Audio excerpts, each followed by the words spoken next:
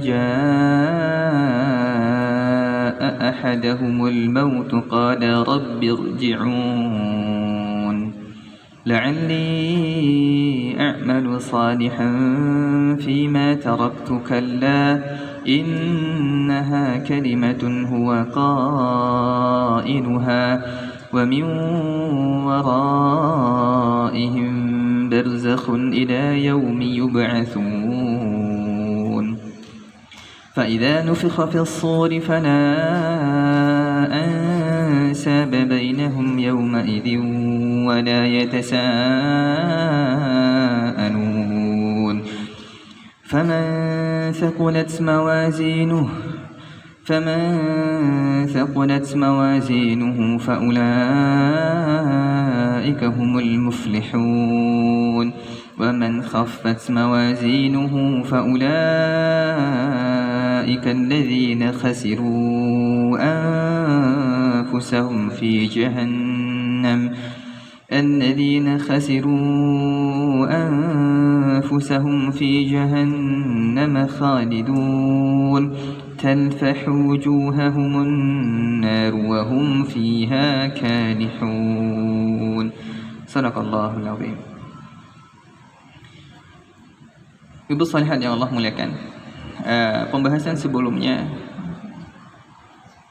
ini di antara doa yang mungkin juga perlu kita biasakan sehari-hari, ataupun di antara doa yang mungkin setidaknya mungkin perlu kita baca dalam kehidupan kita sekali atau dua kali.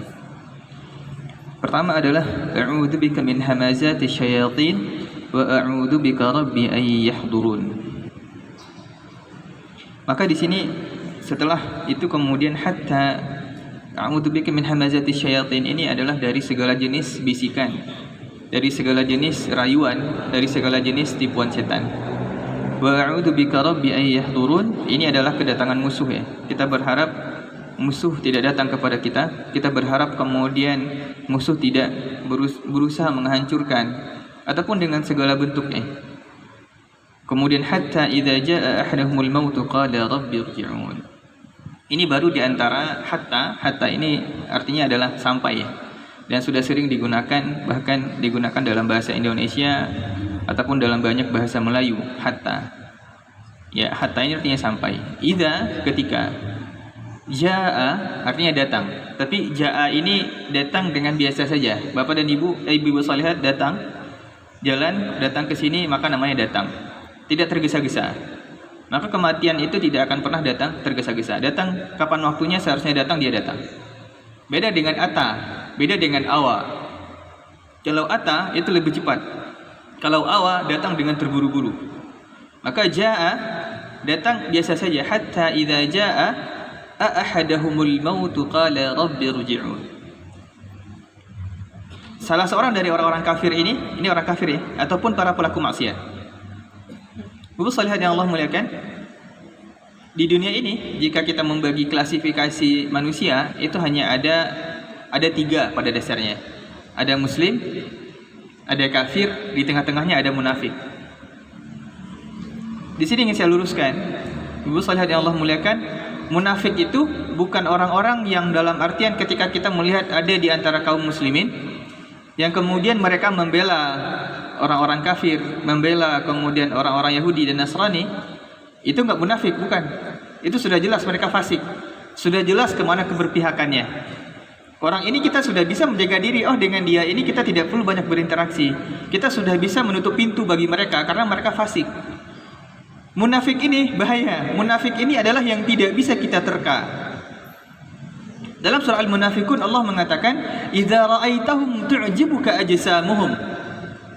Kalau kita melihat orang ini, Ibu salihat yang Allah muliakan, kita akan menganggap dia sebagai ustadz yang luar biasa. Tu'jibuka ajsamuhum. Pakaiannya rapi, berpenampilannya luar biasa, atau melihat seorang wanita seperti ustazah yang luar biasa. Wa iyyaqulu tasma' liqaulihim. Kalau mereka berbicara, pasti kalian dengarkan. Kalian berikan telinga kalian. Kategori orang munafik seperti ini yang kita cemaskan. Karena itu munafik itu tunjuknya ke sini, ke masing-masing kita. Para sahabat sebagian besar cemas, jangan-jangan mereka adalah orang-orang munafik. Maka tidak tertutup kemungkinan. Karena itu di sini nanti kita akan bahas. Biasa saja dalam kemudian memberikan loyalitas, dalam memberikan kekaguman kepada orang-orang yang masih hidup. Kita punya ustadz yang kita lihat luar biasa, biasa saja. Kita belum tahu dia orang jujur atau tidak. Karena itu, kalau kita pengen memuji orang, pastikan dia sudah mati, itu lebih aman. Kalau mereka sudah meninggal, terbukti mereka mengakhiri hidupnya dengan kebaikan. Tapi tidak sedikit dari orang-orang yang cara berbicaranya baik, penampilannya seperti luar biasa, tapi ternyata mereka adalah orang-orang yang berusaha menghancurkan Islam dengan penampilan yang mereka punya dari lisan yang Allah berikan kepada mereka. Maka ini yang dikatakan munafik. Maka muslim, kafir, di tengah-tengah munafik. Munafik ini yang lebih hina dan paling hina dalam strata adab nanti di hari kiamat. Mereka berada di innal munafiqina fid darkil asfali minan nar. Di kerak neraka, langsung di paling bawah kondisi api yang paling panas. Jadi orang munafik itu bukan orang yang kita lihat, oh dia selalu memberikan loyalitas, memberikan dukungan kepada musuh-musuh Allah. Ini munafik, bukan, ini bukan munafik lagi. Ini sudah jelas kemana keberpihakan mereka. Jika seandainya pemerintah ataupun negara kita negara Islam, bisa bahkan mungkin mengklaim mereka kafir, bisa. Tapi itu bukan wewenang kita. Munafik ini yang kita takutkan, yang kita tidak pernah tahu dia musuh dalam selimut. Maka muslim, kafir, dan munafik. Maka ayat ini bisa tergantung pada dua kondisi. Pertama orang kafir, atau yang kedua adalah orang fasik ataupun munafik. Maka fasik ini masih pada kategori muslim, karena dia belum mengeluarkan lafaz kekufuran. Ibu yang Allah muliakan, ada orang gak pernah sholat, ada orang gak bayar zakat, dia fasik, iya. Berdosa besar, iya. Tapi apakah kafir? Belum. Kafir dalam artian keluar dari Islam. Dia masih berhak untuk disolatkan jika dia meninggal. Dia masih berhak untuk diberikan pelayanan, untuk diselenggarakan jenazahnya ketika dia wafat. Walaupun mereka tidak sholat sama sekali. Selagi dia tidak mencabut, mengatakan saya murtad, saya keluar, maka dia fasik. Nah, orang fasik, munafik atau orang kafir ini, nanti ketika akan wafat, jaa ahaduhumul maut, didatangi oleh kematian. Qala rabbirji'uni. Mereka meminta, ya Allah, kembalikan kami. Di sini menarik. Bahasa Arab, tulisan bahasa Arab dengan tulisan Quran berbeda. Quran ini ditulis ulang di zaman Khalifah Utsman bin Affan. Karena itu dikatakan dengan rasam Utsmani. Kalau irji'un dan sebagainya, di sini ini di belakang ini saya, irji'uni, kembalikan aku. Dan itu kalau bahasa Arab ana, ananya panjang, tapi kalau dalam Al-Qur'an ananya kita baca pendek. Maka ini nanti kalau kita belajar tentang kodifikasi pengumpulan ulang Al-Qur'an, maka ditulis dengan rasam Utsmani. Bukan ditulis dengan bahasa Arab, walaupun banyak kemiripan, tapi kaidahnya adalah kaidah rasam Utsmani. Maka ada perbedaan penulisan dalam beberapa kondisi. Kenapa? Orang-orang ini belum mati. Mungkin kita pernah bahas ya. Allah Subhanahu wa taala akan memperlihatkan tempat terakhir kita ketika ruh itu sudah sampai di sini. Ketika ruh itu sudah sampai di sini, masing-masing kita akan tahu di mana ujung, di mana akan berakhir kehidupan kita masing-masing. Karena itu ada orang-orang yang bisa tersenyum, ada yang bahagia, dan ada bahkan yang mukanya muram karena Allah memperlihatkan tempat di mana terakhir dia sebelum ruh itu dicabut. Dan ruh ya juga sudah sering disampaikan bahwasanya proses ruh itu keluar naik dari kaki ya. Naik dari kaki perlahan, kemudian sampai di sini itu tidak ada lagi pintu taubat. Hatta yughargir. Ketika ruh sudah sampai di sini, maka nggak ada lagi pintu taubat. Dan ruh itu keluar di mulut. Maka nanti mata, dan ini mata itu akan mengikuti ruh ini pergi kemana. Karena itu nggak ada istilah orang yang meninggal matanya ketutup, nggak ada itu, kecuali dia tidur. Dia pada kondisi tidur, kemudian dicabut ruhnya oleh Allah, baru meninggal. Tapi jika seandainya dia sedang hidup ataupun pada kondisi sakit, dia akan mengikuti ruh itu kemana pergi. Karena itu dianjurkan bagi orang-orang yang menemani orang yang wafat segera menutup matanya. Karena juga sudah terlalu lama mata nggak bisa ditutup lagi, karena sudah keras. Maka mengatakan irji'uni, ya Allah kembalikan kami. Ibu salihat yang Allah muliakan, sedikit kita berbicara tentang takdir.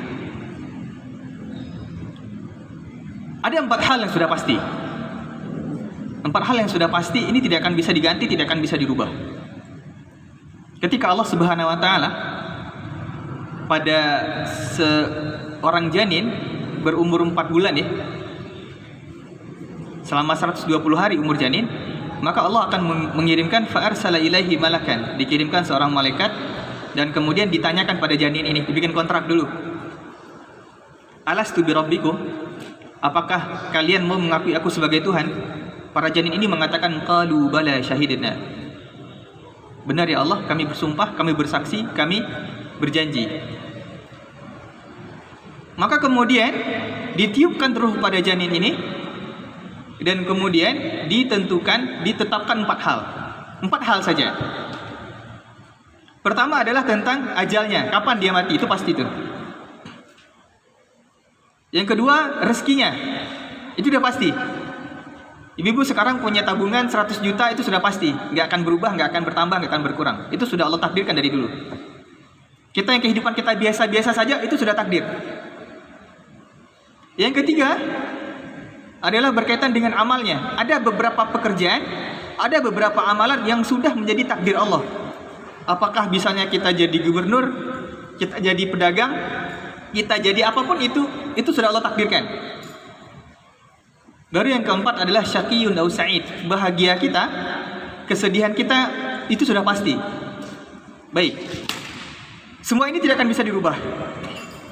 Sekarang apa yang kemudian menjadi ranah kita akan menjadi ahli surga atau tidak, itu belum tentu dan belum pasti. Pertama berkaitan dengan ajal. Ibu-ibu sholihat yang Allah muliakan, ajal kita sudah pasti. Tapi bagaimana kita mati itu pilihan. Itu ranah ikhtiar, fa'alhamaha fujuraha wa taqwaha.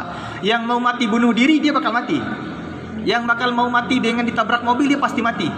Apakah dia mau mati dengan amal soleh, dia bakal mati.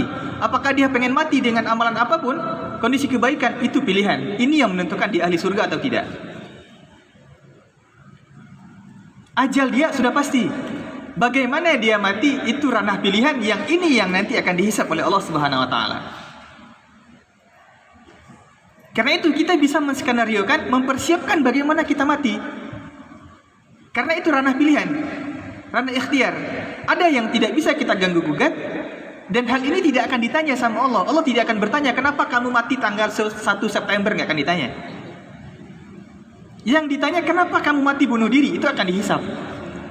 Kenapa kamu mati pada kondisi seperti ini, akan dihisab. Yang dihisab itu bagaimana kita mati, bukan kapan kita mati, karena sudah pasti. Maka hatta idza jaa ahaduhumul maut qala rabbi irji'un, kita bisa, ibu salihat yang Allah muliakan, bisa mempersiapkan bagaimana kematian kita. Maka para ulama mengatakan man syabba ala syai' mata alaih. Siapa yang membiasakan sebuah kebaikan di masa mudanya, dia akan mati dengan kondisi itu jika dia jujur dan ikhlas karena Allah. Walaupun tetap kita berusaha meminta kepada Allah untuk selalu istiqomah. Tapi di antara langkah yang bisa kita tempuh adalah memperbanyak amal soleh. Dan semua itu diikhlaskan karena Allah. Karena apa? Jika tidak ikhlas, Allah nanti akan perlihatkan di akhirnya siapa kita.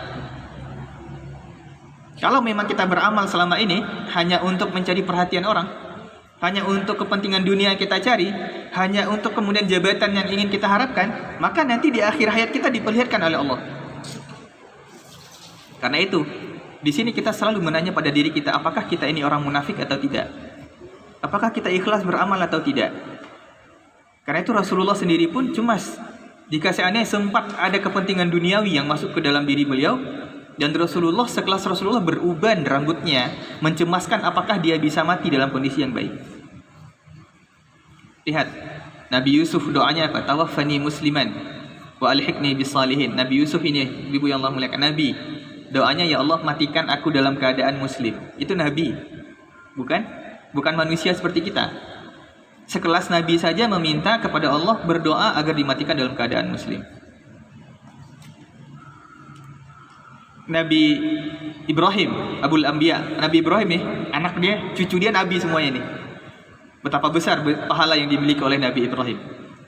Anaknya 2 orang nabi. Nabi Ishak, Nabi Ismail. Nabi Ismail nanti cucu-cucunya jadi Nabi Muhammad, cucunya Nabi Ibrahim. Kalaupun Nabi Ibrahim gak beramal sama sekali, ini cucu-cucunya sudah jadi nabi semua nih. Dari Nabi Ishak nanti lahir Nabi Yakub. Nabi Yakub kemudian para asbab. Dari Bani Israel itu ada ratusan nabi yang tidak disebutkan dalam Al-Quran.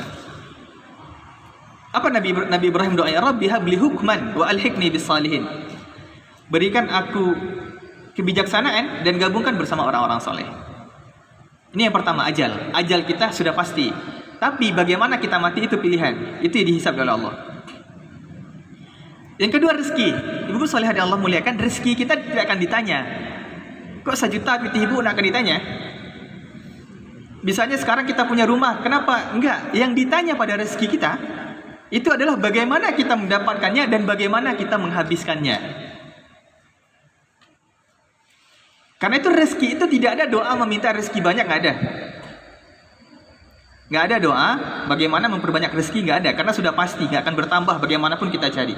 Dan nggak akan berkurang bagaimanapun kita foya-foyakan. Yang pada rezeki itu kita minta apa? Keberkahan. Kita doa sebelum makan, Allahumma barik lana fima razaqtana.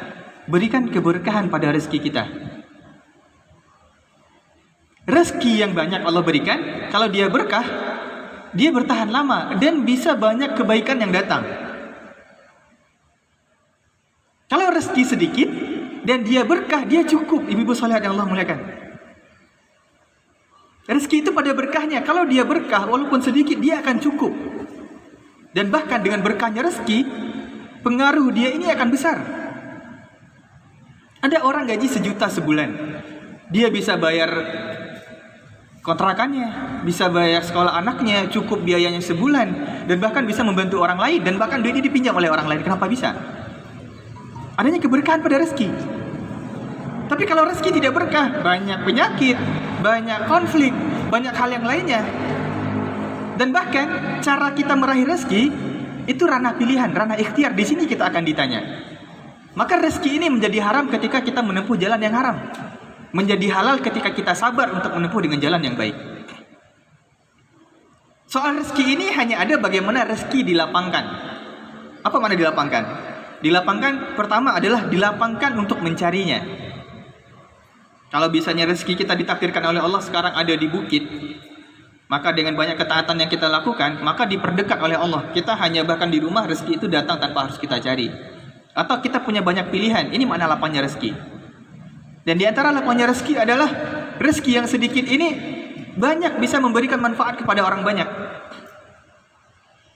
Gaji kita sedikit ataupun rezeki kita sedikit, bisa berinfak, bisa bersedekah, bisa membantu orang lain, kehidupan kita cukup. Ini berkahnya rezeki. Maka rezeki kita memang itu takdir Allah. Dan Allah menciptakan rezeki kita cukup, tidak pernah kurang. Kenapa ada orang miskin?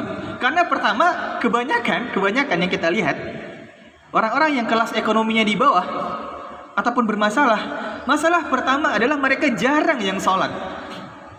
Coba aja, ibu sholat yang Allah muliakan, datang misalnya beberapa pengemis jika ada, ataupun ke kolong jembatan yang tidur di sana, tanya, mereka sholat enggak? Enggak. Rezeki sudah pas-pasan, berkahnya tidak ada. Rezeki yang ada, jika dia berkah, dia cukup. Dia akan cukup. Yaitu wa huwa aghna wa aqna. Allah memang memberikan kekayaan, namun Allah berikan kecukupan. Rezeki ini akan cukup walaupun sedikit dengan adanya berkah. Maka di sini kita akan dihisab bagaimana kita mendapatkannya dan bagaimana kita menghabiskannya. Pada jumlah rezeki tidak akan ditanya sama Allah. Itu ditanya, la tazalu qadama 'abdin yaumal qiyamah hatta yus'al an atba. Akan tetap berdiri di hari kiamat sampai ditanya 4 hal. Maka salah satunya adalah tentang rezekinya, bukan berapa banyak yang dia dapatkan, bagaimana dia mendapatkan dan bagaimana menghabiskan, karena rezeki sudah pasti. Maka jangan heran, jangan perlu cemas dan takut. Kita berinfak sebanyak mungkin, bersedekah sebanyak mungkin, akan kembali dengan cara Allah jika rezeki kita sebanyak itu. Maka akan banyak keberkahan pada rezeki. Yang ketiga adalah pada amal kita, pekerjaan kita. Ini pun juga sudah Allah takdirkan. Tinggal bagaimana kita menanggapinya. Pertama, meraihnya dengan baik atau tidak. Yang kedua, bagaimana kita memanfaatkan beberapa amalan yang sudah dipastikan oleh Allah. Apakah kita akan jadi apa nanti? Sekarang ibu-ibu yang Allah muliakan, misalnya sekarang kita jadi guru, kita bekerja di sebuah perusahaan, kita jadi pedagang, itu sudah Allah pastikan. Allah akan menghisap pada amal kita, bagaimana kita memanfaatkan posisi ini untuk ketaatan atau tidak. Kita akan dihisap jika kita sibuk dengan hal ini dan melupakan Allah. Karena itu, gak perlu cemas. Ada orang, biasanya para mahasiswa cemas. Kalau takdirnya dia bakal diterima dengan cara apapun. Hanya saja kita perlu bersabar menempuh cara yang benar. Baru terakhir syaqiyun au sa'id. Susahnya atau bahagianya, ini pasti. Maka nggak ada istilah bahagia selama-lamanya, itu nggak ada, omong kosong. Pasti ada yang sebahagianya orang, pasti Allah berikan sulit. Saya beberapa waktu yang lalu, ya di sini kita berpikir ya, melihat ya, bagaimana kemudian ada seorang anak susah makan. Orang yang kaya berpikir bagaimana ketika anaknya susah makan, itu menyuapkan anaknya makan susah, stres orang tuanya. Stres ini, masalah ini. Jadi beban pikiran sama orang tua. Orang miskin bebannya adalah nggak tahu apa yang akan diberikan, sama-sama stres. Allah adil. Sama-sama anaknya tetap nggak mau makan. Caranya yang ini tentang cari makanan dapat, yang ini bagaimana berusaha untuk bisa memicu anaknya bisa makan, contoh. Maka tetap semua kita sekaya-kaya apapun akan ada syaqiyun au sa'id. Akan ada celah dia bahagia, akan ada celah dia sengsara. Ini tidak akan dihisap oleh Allah. Yang dihisap oleh Allah adalah bagaimana kalau kebahagiaan kita meraih kebahagiaan.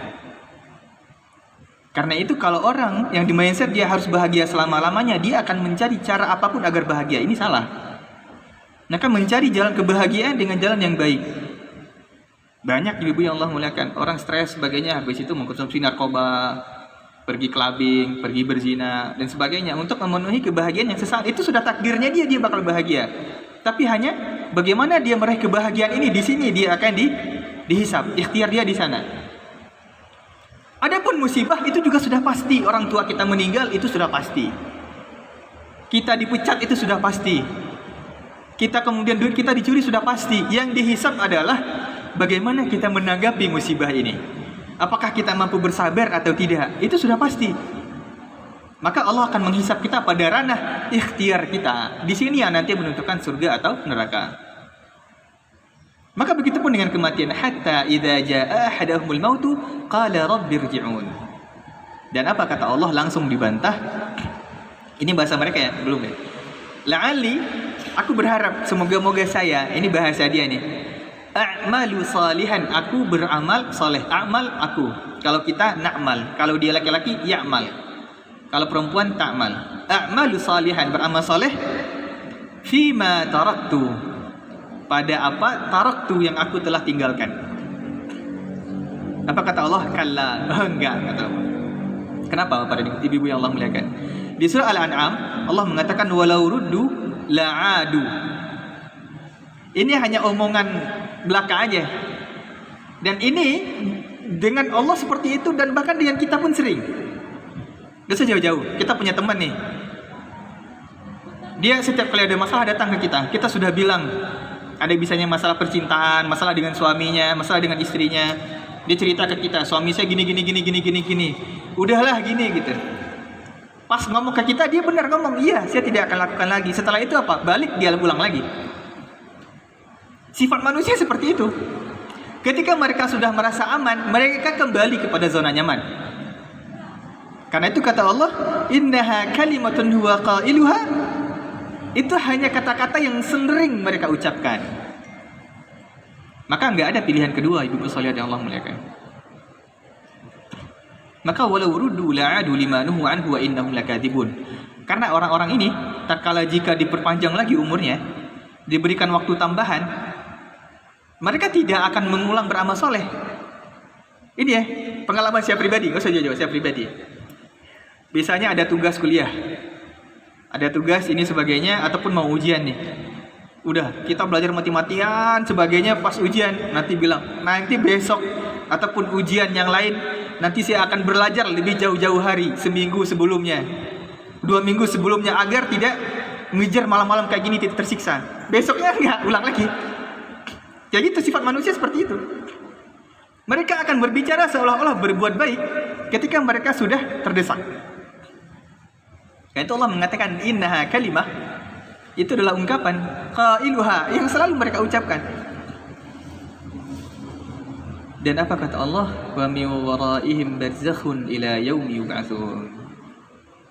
Yang Allah muliakan, di belakang mereka setelah itu wa min waraihim, dan setelah itu di belakang mereka barzakh. Barzakh ini penyambung. Barzakh ini adalah apa ya? Ya ini barzakh nih. Antara mik dengan ini dikatakan barzakh, penyambungnya. Ila yaumi yub'atsun, kepada hari mereka dibangkitkan.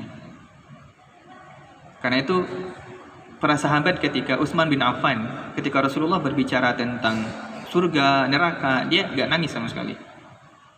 Tapi ketika melihat ada orang yang dikuburkan, langsung berlinang air matanya. Sahabat heran, "Ya Amirul Mukminin, wahai Amirul Mukminin, lima tabki, kenapa engkau menangis?" Dia mengatakan, fa innahu awwalu manazilid dunya, manazil akhirah. Fa in khuffifa anhu fama ba'dahu akhaf, wa in shuddida anhu fama ba'dahu ashad. Ini tahapan pertama kehidupan akhirat. Yang dipermudah urusannya, setelah ini akan jauh lebih mudah. Yang dipersulit, maka setelah ini akan jauh lebih sulit dan lebih syadid. Maka kita pergi ziarah kuburan bukan hanya sekedar membersihkan kuburan, Kak. Mari kita dalami lebih dalam. Pergi ziarah kuburan itu bukan hanya datang ke kuburan orang tua kita, minta restu mau nikah, minta maaf sebagainya. Tidak, bukan untuk ini tujuannya. Apa? Ibu yang Allah muliakan, ini perlu kita hafalkan. Doa ziarah kubur pendek ya, tapi perlu kita artikan ini. Pendek ya. Assalamualaikum ya ahla diyar. Assalamualaikum ya ahla diyar. Assalamualaikum wahai penduduk yang ada di dalam ini, ahla diyar. Diyar itu jamak dari dar. Dar ini rumah, tapi rumah yang ada di sini. Minal mu'minin wal mu'minat, dari kalangan orang-orang beriman dan dari kalangan yang laki-laki dan perempuan. Ini doanya. Wa inna, dan kami insyaallah dengan izin Allah, bikum, dengan kalian, lahikun, akan ikut bersama. Kita datang untuk menyadari wa inna insyaallah bikum lahikun. Kita akan datang bersama kalian, kita akan mengikuti jejak kalian. Ini doa ziarah kubur. Bukan doa Allah maghfirlahu war, itu boleh silakan, tapi untuk kita di syariatnya ziarah kubur untuk menyadari kita akan bertemu sama dengan mereka ini. Wa inna insyaallah bikum lahikun. Doa-doa yang lain itu tambahan, plus. Tapi bagi kita, assalamualaikum ya ahla diyar minal mu'minin wal mu'minat wa inna insyaallah bikum lahikun. Kita akan bergabung. Itu Rasulullah mengatakan aktsiru min dzikri hazimil ladzat. Perbanyak mengingat hal-hal yang memutus kelezatan ini. Agar apa?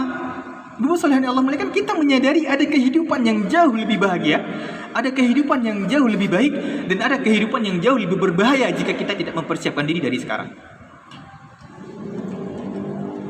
Maka orientasi kita adalah orientasi akhirat. Orientasi kita adalah orientasi kehidupan kedua. Kalau kita tidak beramal untuk akhirat, ngapain capek-capek dan lelah-lelah? Ibu ngapain harus kemudian menyuci baju anaknya, ngapain harus memasakkan untuk keluarga kita? Jika bukan untuk Allah, jika bukan untuk akhirat, ngapain kita berlelah-lelah, tidak memberikan manfaat bagi kita nanti di akhirat? Sama, ada sebuah hal ini sangat tidak tepat menurut saya pribadi. Ada sebuah ungkapan saya lihat di sebuah televisi, dan ini tontonan anak-anak Islami ya, tapi hal ini tidak tepat. Kasih sayang ibu itu tidak mengharapkan apa-apa dari anak-anaknya. Lah, ini bodoh sekali. Saya mendidik anak saya agar dia menjadi anak yang soleh dan mendoakan kita tatkala kita mati. Ngapain kita mendidik anak kita kemudian mereka tidak menjadi anak yang soleh? Ini aset termahal ini. 7 keturunan, 8 keturunan. Jika ada yang soleh 1 orang saja kita selamat. Gak ada istilah kita kemudian mendidik anak-anak kita tanpa berharap jasa. Ada, kita harapkan. Kita mengharapkan mereka jadi anak yang soleh dan solehah. Al-waladus salihu yad'ulah. Yalah, kalau bukan untuk jadi anak yang soleh, ngapain? Karena itu, ibu sekalian yang Allah muliakan, doa kita selalu meminta kepada Allah agar jadi anak yang soleh. Soleh ini, kata-kata soleh ini, itu sudah mencakup semua makna. Soleh itu, dia sudah tercakup di sana jadi anak yang cerdas. Soleh itu jadi anak yang baik. Soleh itu menjadi anak yang beriman. Soleh itu menjadi anak yang rajin salat. Soleh itu menjadi anak yang kemudian memiliki jiwa sosial yang tinggi. Maka menjadikan anak ini anak yang soleh. Maka di sini. Nah, wa min waraihim barzakhun ila yaumi yub'atsun. Maka semua aktivitas kita perlu menjadi orientasi akhirat. Ila yaumi yub'atsun. Ibu salihan yang Allah muliakan, kubur itu cuma 1 malam. Nggak akan lama-lama. Orang yang beriman akan merasakan malam yang pendek. Orang yang bermaksiat, orang yang kafir merasakan malam yang sangat berat. Malam yang sangat panjang. Ya, kalau kita mendengar siksa kubur bermacam-macam tentang siksa kubur, itu urusan Allah. Tapi apapun yang kemudian kita melihat ada orang yang menggali kubur kemudian ditusuk sebagainya, percaya atau tidak, nggak perlu percaya. Karena nggak ada dalam hadis. Karena dia adalah ilmu ghaib. Berkaitan dengan hal itu bukan sesuatu. Ya boleh kita membuat kita takut tentang kondisi kubur, boleh. Dan ini juga menjadi permasalahan besar. Sekarang ada beberapa orang ataupun kita sibuk memperdebatkan tentang bagaimana bentuk sisa kubur, tapi tidak mempersiapkan diri untuk masuk ke kubur. Orang memperdebatkan kapan hari kiamat, tapi tidak mempersiapkan diri jika hari kiamat itu terjadi. Maka ini. Dan kemudian Allah mengatakan fa idza nufikha fis-sur, dan jika nufikh ditiupkan as-sur. Sur ini sangkakala. Sangkakala ini dalam hadis dikatakan memang terbuat dari tanduk ya. As-sur ini ditiupkan 3 kali. Yang pertama ditiupkan yaitu mematikan semua orang. Fa idza nufikha fis-suri nafkhatun wahidah. Maka ketika sangkakala ini ditiupkan, semuanya dimatikan dengan cara apapun. Ini yang hari kiamat ya. Semuanya dibinasakan. Dengan adanya gempa yang luar biasa, kemudian gravitasi hilang, kemudian ya bermacam-macam. Kal-ihnil manfush. Gunung-gunung itu saking tidak ada lagi gravitasinya, nggak punya wibawa, seperti kapas. Wa akhrajatil ardu asqalaha. Semua yang ada dalam perut bumi dikeluarkan. Lavanya dikeluarkan, batunya dikeluarkan, emasnya dikeluarkan. Silakan ambil, kamu siap-siap mati setelah itu. Kiamat pertama itu untuk mematikan semua orang. Baru kemudian an-nafkhah ats-tsaniyah itu kembali membangkitkan semua orang. Maka jarak trompet pertama dengan kedua dalam hadis dikatakan 40, tapi ada yang mengatakan 40 hari, 40 tahun atau apa. Dia mengatakan 40 tahun. Gak terlalu jauh. Umur kita 40 tahun gak terasa, ibu yang mulia. Baru trompet ketiga, ini yang paling lama. Ini kalau dijangka waktu dengan waktu dunia itu 50.000 tahun. Yaitu ditiupkan untuk dimulainya hisab.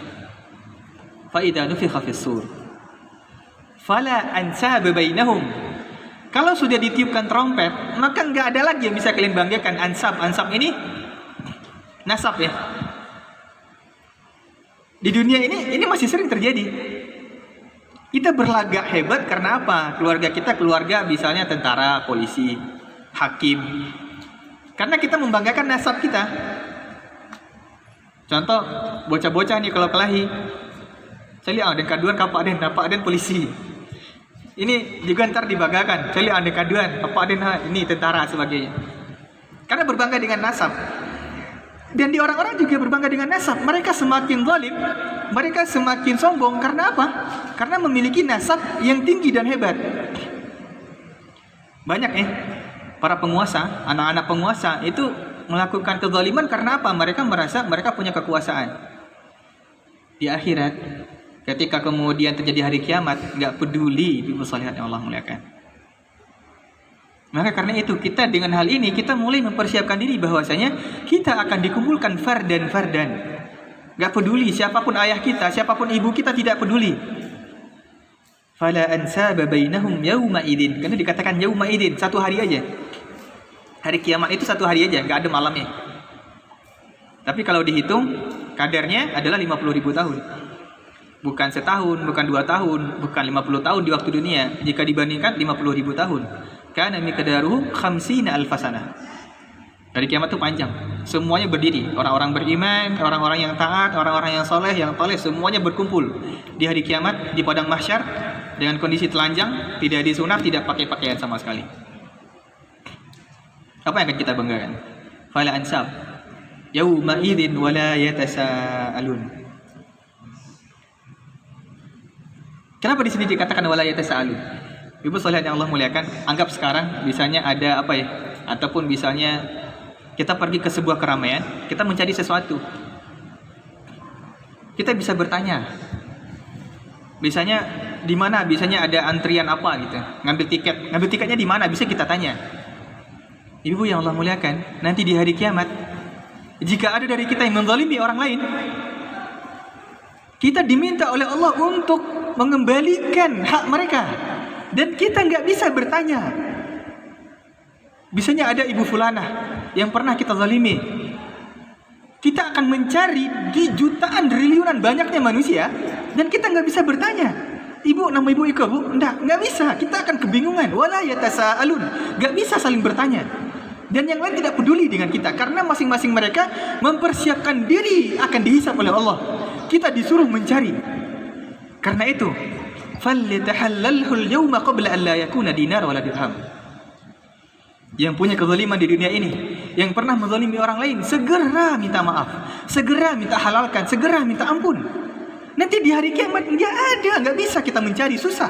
Kalaupun bisa, sesuatu yang sangat melelahkan. Dengan kondisi kita dipermalukan, tidak ada pakaian, tidak disunat, dengan kondisi telanjang, kita mau bertanya bingung. Terus aja jauh, kita datang ke kantor lurah. Ini orang rame nih. Nanya, mau ngurus apa Pak? Misalnya, mau ngurus KTP misalnya. Orang semuanya diam. Tanya ke ini diam, tanya ke ini diam. Apa akan terjadi? Kita stres. Habis itu apa? Udahlah, kita nggak mau ngurus. Lah, kalau jika seandainya kita kemudian dihisab sama Allah dan masih ada kezaliman pada orang lain, siap-siap dosa mereka akan ditimpakan kepada kita. Maka wala yatasaalun. Maka itu berpikir untuk kehidupan setelahnya. Waliyadzubillah, jika pun toh kemudian kita dihisab, satu-satu dari kita dipanggil. Dan ibu-ibu yang Allah muliakan, 50.000 tahun bukan waktu yang singkat. Itu orang sudah pada stres. Kita mungkin sejam aja berdiri telanjang di sana, panas, itu kita sudah stres. Pakai pakaian pun kita tidak akan bisa apa-apa. Sekarang 50.000 tahun. Orang-orang beriman, nah di sini orang-orang beriman akan aman. Kenapa? Orang-orang beriman akan Allah berikan nanti telaga Kausar kepada Nabi Muhammad. Al-Haud. Telaga Kausar ini nanti Allah turunkan dari surga, dan siapapun dari orang-orang beriman yang minum dari hal itu, dia tidak akan kelelahan sama sekali selama hisab. Maka ada kabar gembira bagi yang beriman. Terus bagaimana dengan banyaknya orang kita bisa dicari? Di antaranya adalah dengan berwudu. Orang yang wudunya selalu terjaga, orang yang wudunya baik, orang yang menyempurnakan wudunya, maka dia akan bersinar tubuhnya. Ghurran muhajjalin. Dengan tubuhnya bersinar akan dipanggil oleh Rasulullah dan kemudian diperbolehkan minum dari telaga Kausar ini. Yang minum dari telaga Kausar ini tidak akan merasa kelelahan sedikit pun sampai nanti hisab dimulai. Ibu yang Allah muliakan, kita perlu meminta kepada Allah untuk tidak dihisab. Tapi kalaupun toh dihisab, berdoalah kepada Allah agar Allah memberikan rahmat dan karunia-Nya kepada kita. Maka faman sakulat, siapa yang berat mawazinuhu, timbangannya. Ibu sekalian yang Allah muliakan, di sini yang perlu kita perhatikan adalah bagaimana berpikir agar timbangan kita berat. Nggak usah dibayangkan timbangannya seperti apa. Ini menambah-nambah kerjaan yang tidak akan menambah amal soleh. Banyak nih orang berdebat timbangan nanti di akhir seperti apa. Ini hal yang tidak penting. Yang penting itu berpikir bagaimana amalan kita berat di sisi Allah. Maka kata para ulama, fama sakulat fil mizan, fama sakulat fil nafsi sakulat fil mizan. Di antara barometer untuk bisa mengetahui amalan ini akan berat di timbangan atau tidak adalah yang berat dilakukan oleh hati. Ini pernah kita sampaikan. Karena itu tolak ukur itu bukan nilai. Ada orang berinfak 1 juta, yang satu lagi berinfak 10.000. Apakah 1 juta lebih berat di timbangan? Belum tentu. Kalau seandainya penghasilan dia per bulan miliaran rupiah, 1 juta ini kecil. Tapi kalau orang yang berinfak 100.000, penghasilan per hari cuma 200.000, ini berat. Maka di antara tolak ukur yang memberatkan timbangan di hari kiamat adalah beratnya di hati. Dan juga wa ma khafat fin nafsi khafat fil mizan. Maka yang ringan di jiwa kita dalam mengamalkan, dia juga akan ringan di timbangan. Karena itu amal soleh ini perlu dipaksa. Amal soleh ini perlu ditekan, perlu dipres. Faulaika humul muflihun. Mereka lah orang-orang yang beruntung. Mereka adalah orang-orang yang sukses. Di sini bagaimana kita meluruskan pemahaman, persepsi tentang makna kesuksesan. Ibu sekalian yang Allah muliakan, terkadang dengan masalah dunia ini, lagi-lagi masalah rezeki tadi dan sebagainya, kita nggak peduli. Kita menganggap kesuksesan itu barometernya manusia, kacamata manusia. Apa yang kita inginkan kesuksesan di dunia yang sifatnya sementara, yang kemudian nanti di akhirat menjadi ringan dan bahkan mungkin bukan ringan lagi, tidak ada yang bisa ditimbang. Kesuksesan sebenarnya adalah ketika timbangan amal soleh kita menjadi berat. Dan ini pun ibu soleh yang Allah muliakan, kalau sudah ditimbang ini, kita stresnya minta ampun ini. Setiap ini benar kamu kerjakan, bagaimana kamu kerjakan, ditanya dengan detail. Oke, setelah itu ditaruh. Ini tanya dulu, dipreteli dulu, ditanya semuanya, dan yang menjawab bukan ini. Yauma nakhtimu ala afwahihim wa tukallimuna aydihim wa tashhadu arjuluhum bima kanu yaksibun. Mulut kita dikunci. Yang bersaksi apa? Tangan kita, kaki kita, dan bahkan di ayat yang lain. Wa qalu li juludihim lima syahidtum alaina. Kulit mereka yang berbicara.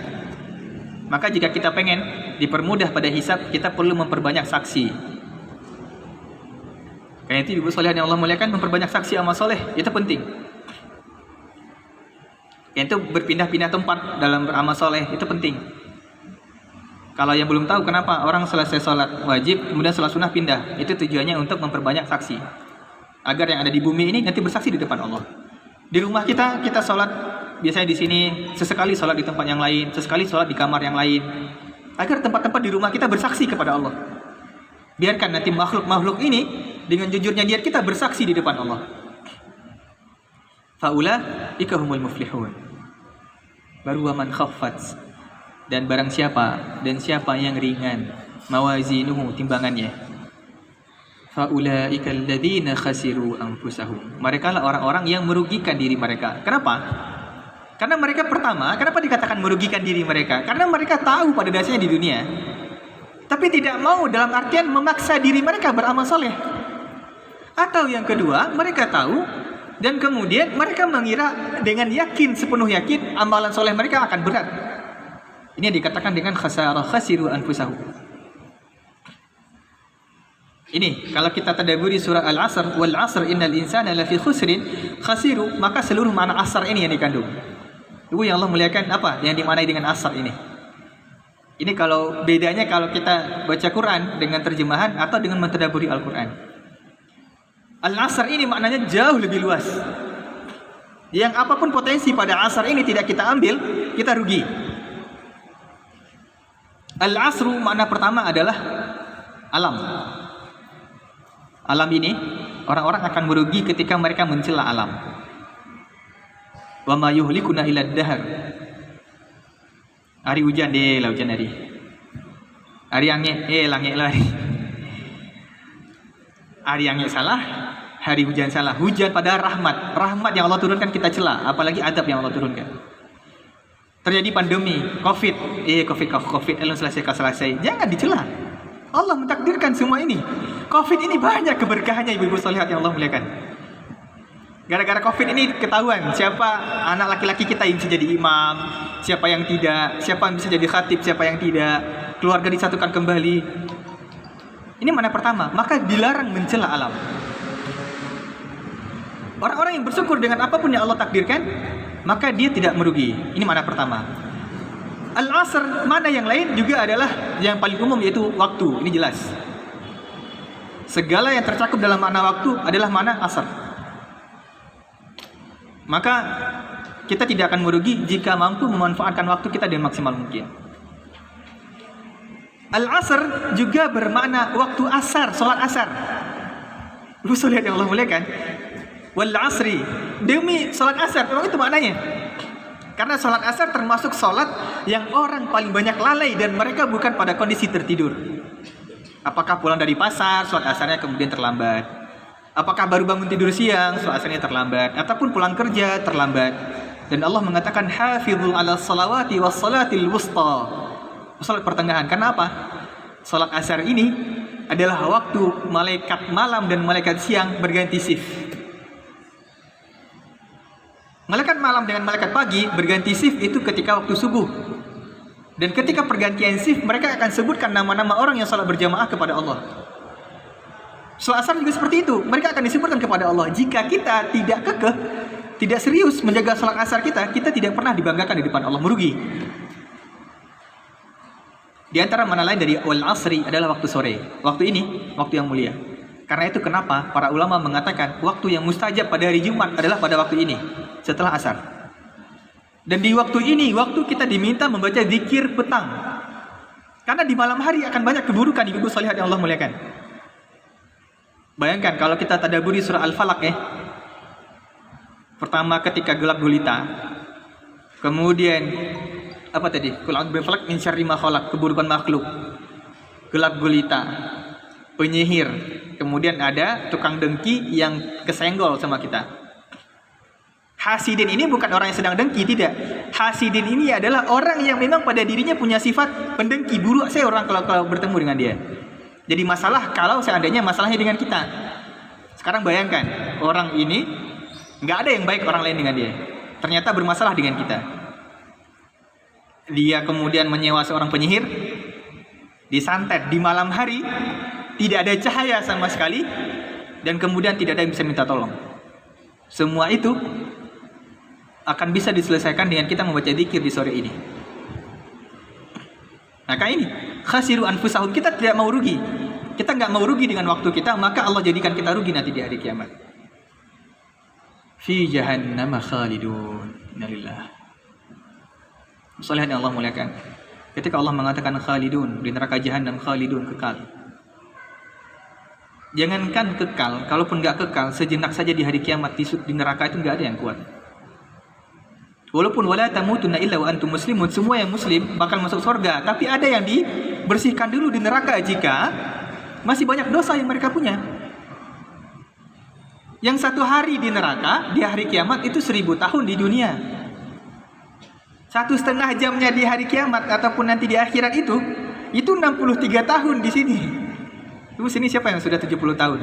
Kalau sudah 70 tahun, 63 tahun itu baru 1,5 jamnya di akhirat. Apalagi kalau al-khulud, khalid, nggak akan keluar sama sekali. Kalau kita cerita tentang kondisi hari kiamat mengerikan. Neraka jahanam itu ada pintu. Pintu ini makin bikin stres ibu-ibu sholihat yang Allah muliakan. Orang yang beriman dengan adanya pintu neraka, dia ada harapan, oh nanti saya akan keluar dari sana. Tapi orang-orang yang kekal di sana akan semakin stres. Setiap kali melihat orang beriman keluar dari situ, dia nggak bisa keluar sama sekali. Fi amadi mumaddadah, mereka terikat, nggak bisa apa-apa. Melihat semua orang akan semakin tersiksa psikisnya.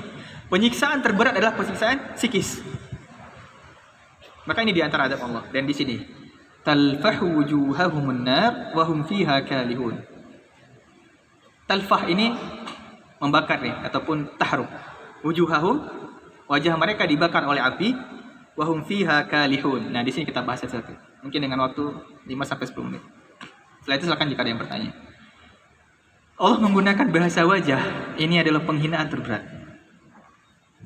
Wajah ini, Ibu Sholihat yang Allah muliakan, adalah bagian yang paling dirawat dan dijaga oleh semua orang. Ibu ngapain ngabisin duit beli skincare mahal-mahal, beli make up, karena apa? Menjaga ini.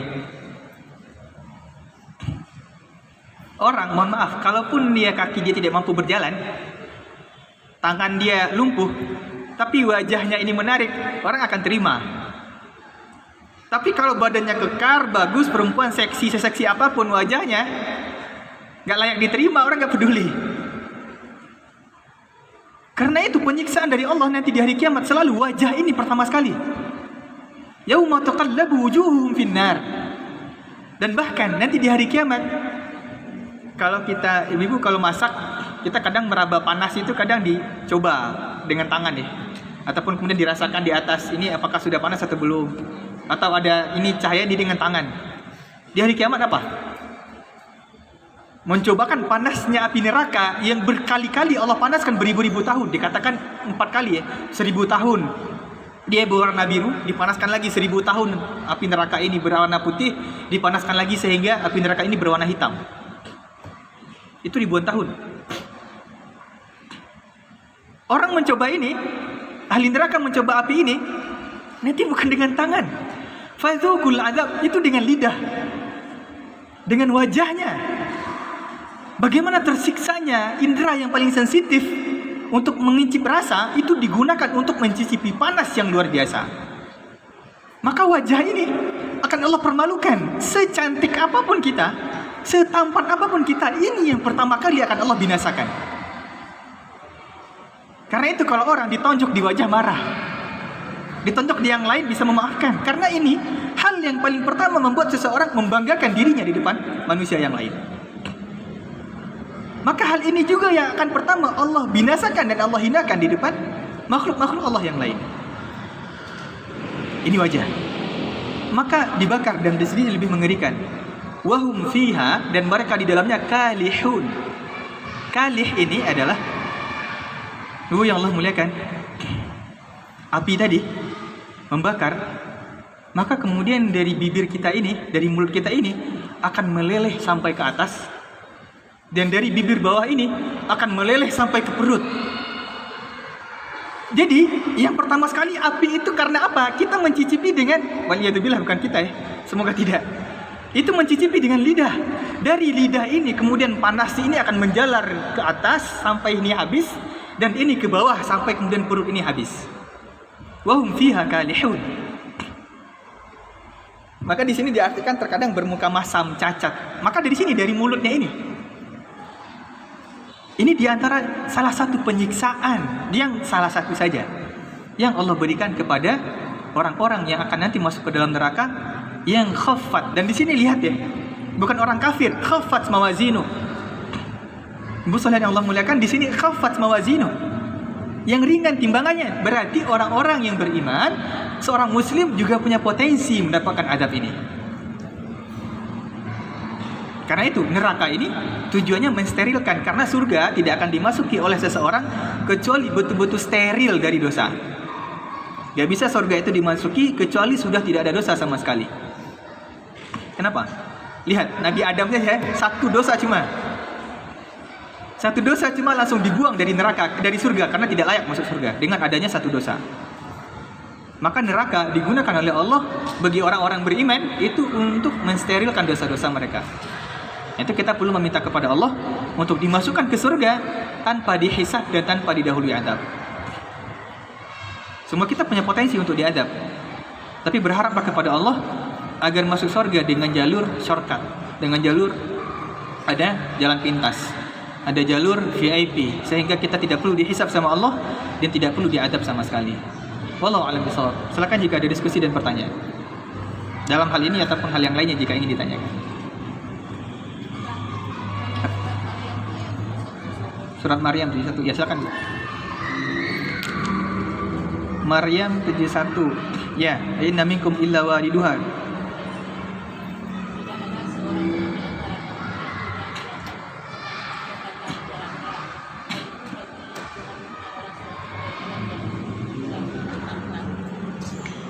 Baik, di sini wa inna minkum illa wariduha, memang semua kita akan mendatangi dan melewati. Ini makna pertama. Karena kan nanti posisi neraka itu, jadi setelah hisab itu adalah surga dan neraka. Neraka itu dia seperti sumur di bawah. Ini makna pertama. Maka nanti orang akan melewati dengan sirat. Maka semua kita akan melewati neraka ini, melewati ya, tapi tidak akan masuk. Ini makna pertama. Dan yang mengerikan, Ibu sekalian yang Allah muliakan, sifat neraka ini ya. Bentar, saya lupa ayatnya. Di surat An-Naba ya. Dan sifat neraka ini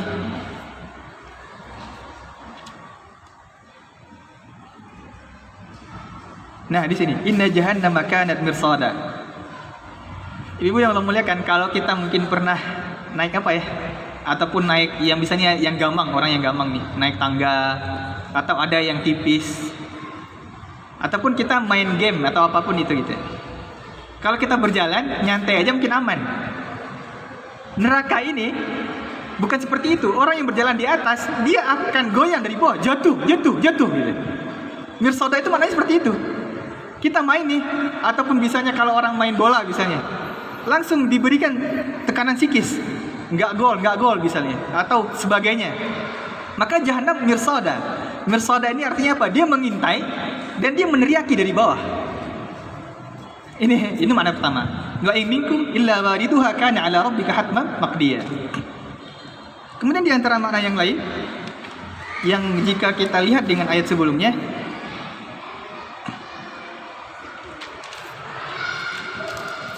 bentar.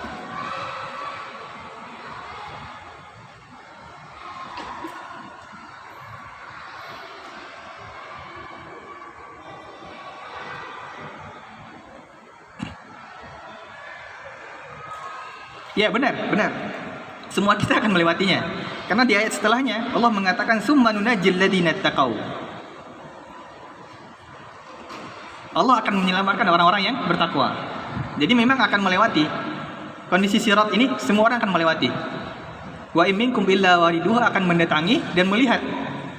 Karena itu nanti orang-orang yang di surga bisa keluar dari surga, main-main di pelataran surga dan kemudian melihat yang di neraka.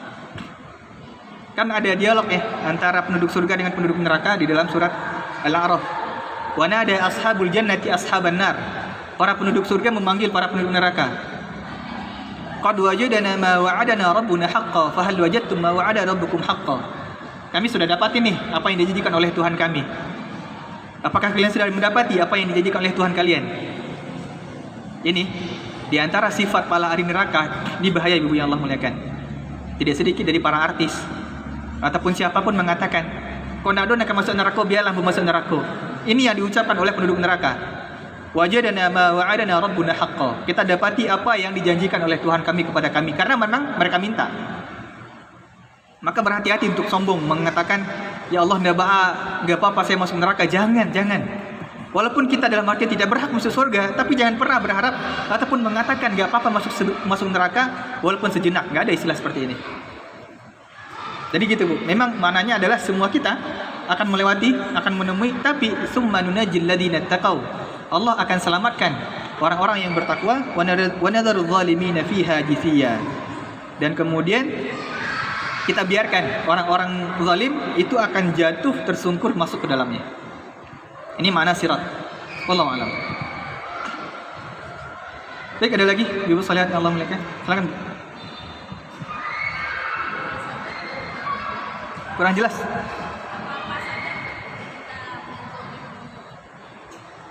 Ya, bentuk kita menzalimi orang lain ya. Banyak ya. Pertama, apakah memang zalim ini maknanya dua?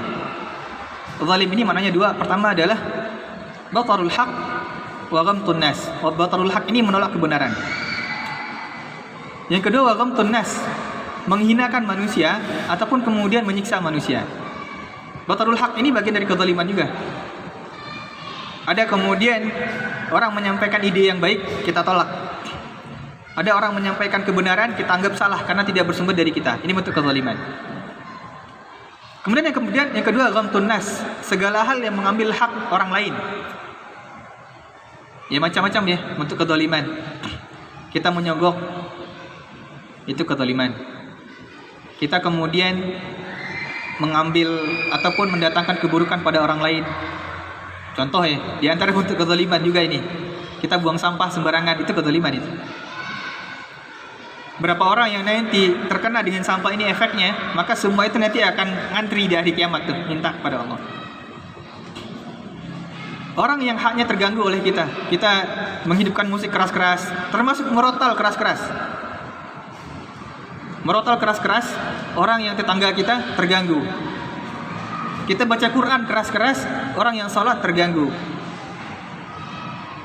Kita mengambil hak orang lain dalam bentuk apa saja, apakah duitnya, apakah makanannya, apakah kemudian waktunya yang kita ambil, ataupun hal apapun.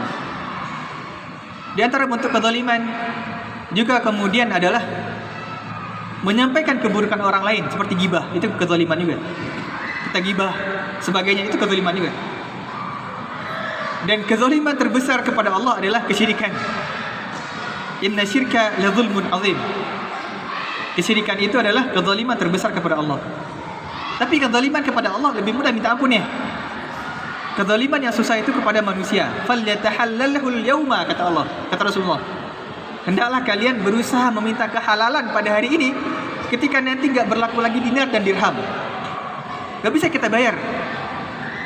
Maka banyak ya. Apakah kemudian kita mengambil bagian jalan orang lain, kita kemudian macam-macam.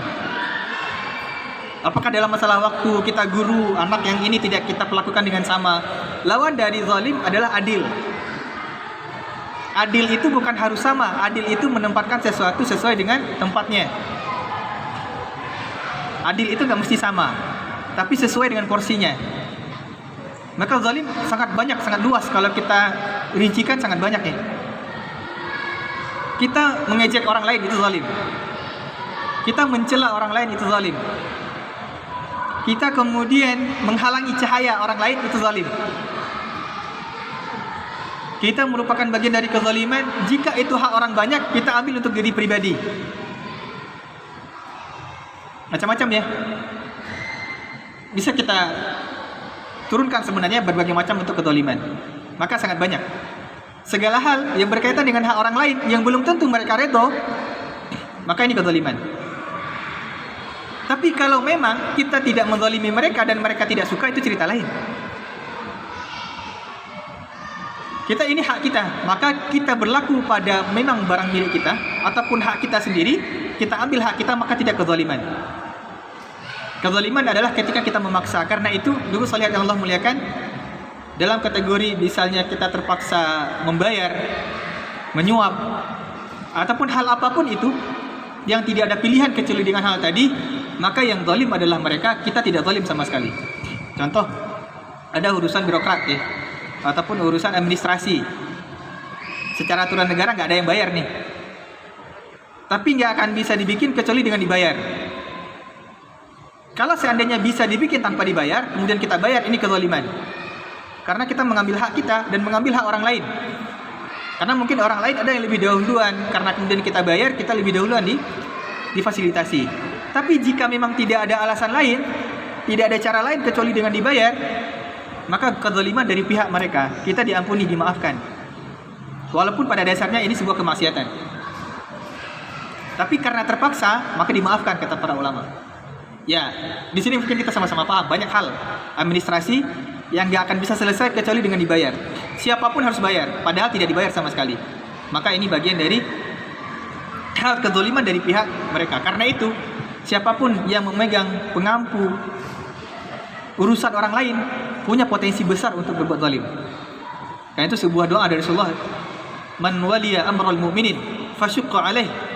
Siapa yang mengurus perkara orang beriman dan dia persulit, maka Allah akan sulit urusannya.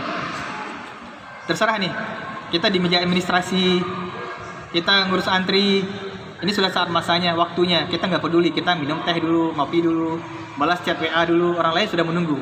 Itu kezaliman. Siapapun bagian pelayanan di sini berhati-hati dalam masalah kezaliman. Maka sangat banyak ya, jika kita turunkan, nggak akan habis-habis.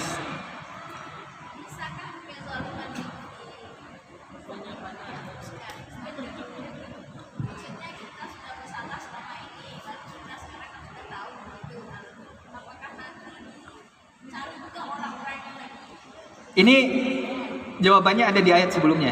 Mana dia tadi? Yang surah Al-Mu'minun juga. Idfa' billati hi ahsanu sayyi'ah. Kita ganti dengan amal-amalan soleh yang lain sebisa mungkin dari sekarang. Mana ya surah Al-Mu'minun tadi? Mana ini?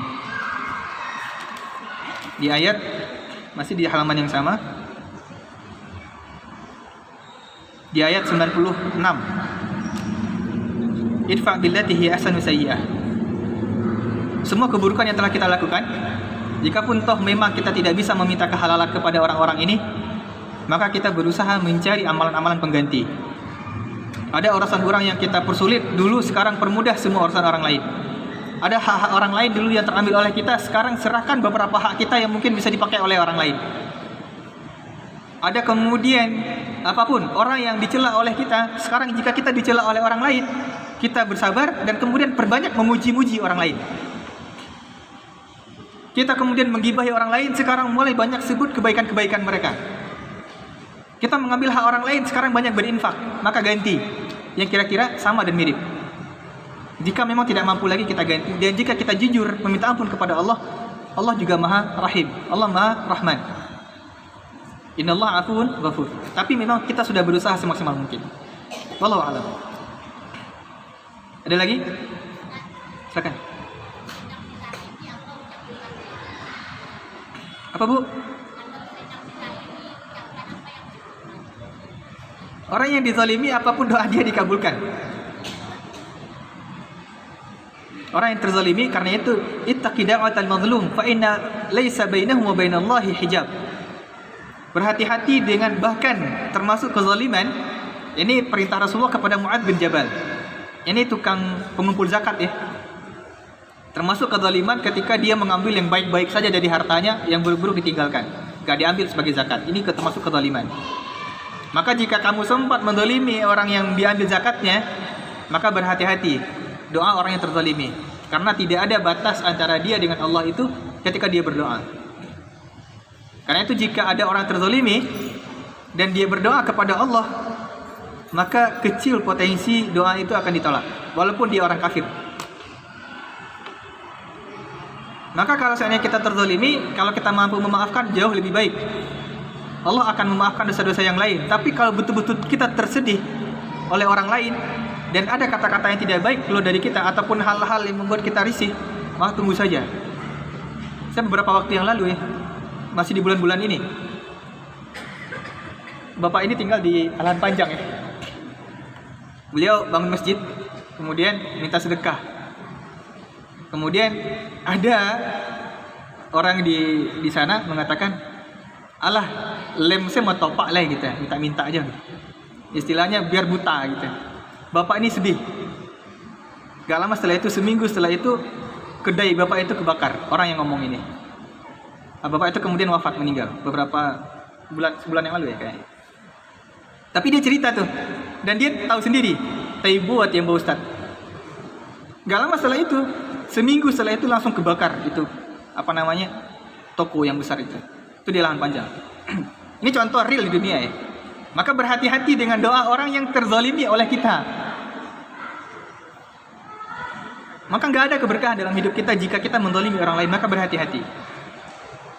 Ya itu, perbanyak meminta maaf, perbanyak kemudian meminta keridhaan. Kecuali memang hak mereka sudah kita berikan, mereka nggak ridho, itu cerita lain. Intinya jangan sampai hak mereka terambil oleh kita. Karena nggak bisa kita membuat semua orang ridho, nggak bisa. Ridhon nas ghayatun la tudrak. Ridho semua manusia sesuatu yang tidak akan bisa dicapai. Rasulullah saja sekelas Rasulullah masih banyak orang benci, apalagi kita. Wallahu a'lam. Baik, cukup insyaallah. Jika tidak ada lagi, mari sama-sama kita tutup dengan doa. A'udzubillahi minasyaitonir rajim. Bismillahirrahmanirrahim. Alhamdulillahirabbil alamin. Hamdan syakirin, hamdan na'imin, hamdan yuwafi ni'amahu wa yukafi'u mazidah.